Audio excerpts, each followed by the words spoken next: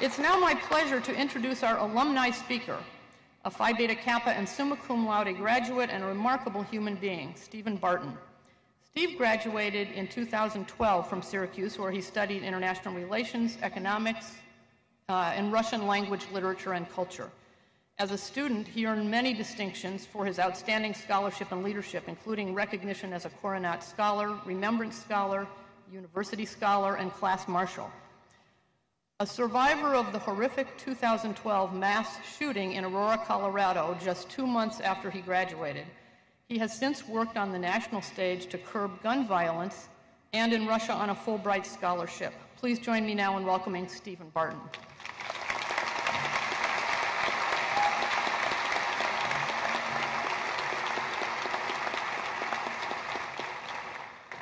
Good morning, and thank you, Professor Anderson, for that introduction.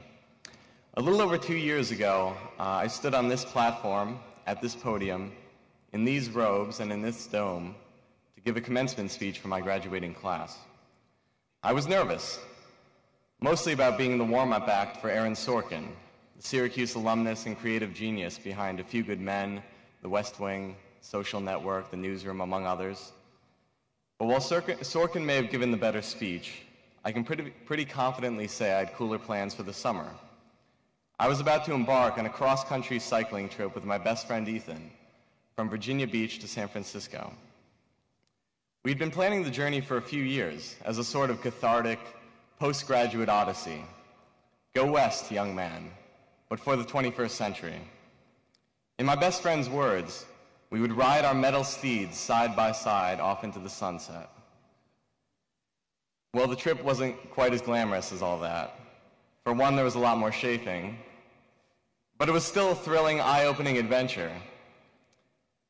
Ethan and I met countless fascinating, hospitable strangers, all while passing through some of our country's most beautiful landscapes. By the time we reached Denver in late July, we felt unstoppable. An acquaintance very generously invited us to stay with her, so we decided to treat her and us to the midnight premiere of The Dark Knight Rises, the newest Batman movie at the Aurora Century 16 Theater. Yes, that movie on that night, in that Aurora, and at that theater.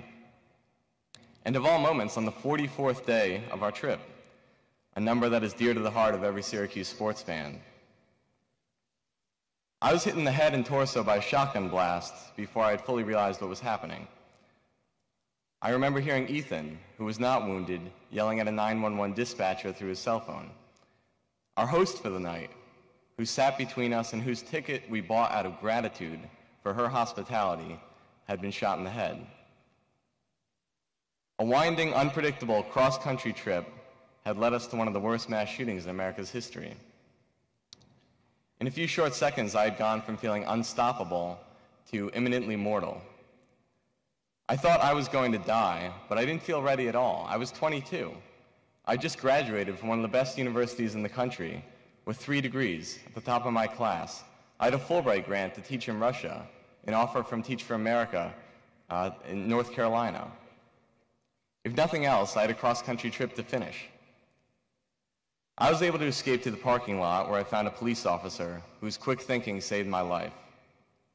My best friend, Ethan, he escaped without physical injury, and our host survived, miraculously, without serious damage to her brain. I woke up 2 doors down from her in the intensive care unit of the hospital, a few hours after surgery, filled with more than 20 pieces of lead and a renewed sense of vitality. Shortly after I was released from the hospital, I returned to my home in Connecticut, where I found a package from an unknown sender sitting patiently at the front door. And included was a letter which I would like to share now with all of you. Good morning, Stephen. Many, many tears came as we heard the tragedy in Colorado at the Batman movie. It was time to pray for all of you, and I did.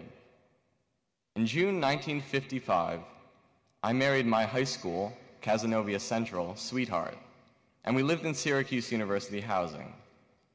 Roger was a junior.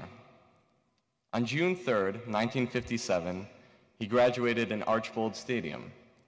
John F. Kennedy, Senator of Massachusetts, gave the address.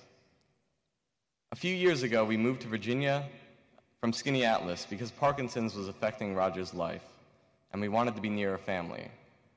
Later, Roger fell and broke his hip, which brought on dementia, and his world became a challenge. We shared 56.5 years together at the time of his death last December. I wanted to give you Roger's SU t-shirt, because you both share SU as alumni. May you have good health, peace, love, and be safe on your bicycle. Blessings to you and others, Ellen. This is just one of countless packages, letters, messages, and texts I received from people connected to Syracuse in the weeks and months following the shooting. Their support inspired me during the lowest parts of my recovery, when I questioned what happened to me and why. And the people of Syracuse continue to inspire me. Whenever physical therapy gets tough, I remember meeting fellow students who survived cancer at the Relay for Life fundraiser that takes place every spring inside this dome. Whenever my mind strays to dark places, I channel the strength of the survivors of sexual and relationship violence, who I heard bravely tell their stories every year at the Take Back the Night rally in March. Whenever I start to pity myself, I think of the many families I met while volunteering for Habitat for Humanity in the city of Syracuse. People who overcame their own personal setbacks and challenges to finally buy their first home and turn their lives around. Today, you officially enter into this amazing, inspiring, orange family that stretches all across the city, the country, and even the world. Look around you at your fellow classmates, your new brothers and sisters. Like most siblings, you might not always get along, but you'll always be there for one another in times of need. All of you collectively will be responsible for creating a culture on campus of mutual respect, understanding, and safety. Spend time with your classmates who don't look, sound, or think like you, because they're the ones from whom you'll learn the most. Just take it from me, the guy who lived in an open double with a gay roommate from Jamaica who had an inclination to speak with a proper British accent. I think I learned more during my first 4 weeks at Day Hall than all 4 years of high school. Whenever you're at a party off campus, and yes, you might have heard we do have parties from time to time here at Syracuse. Whenever you're at a party off campus, don't just stand idly by if you see someone else in trouble. Speak up, just as you wish someone else would do on your behalf. And if you're ever in doubt, just think of my pen pal, Ellen, who reached out to a stranger during the lowest moment of his life. What would Ellen do?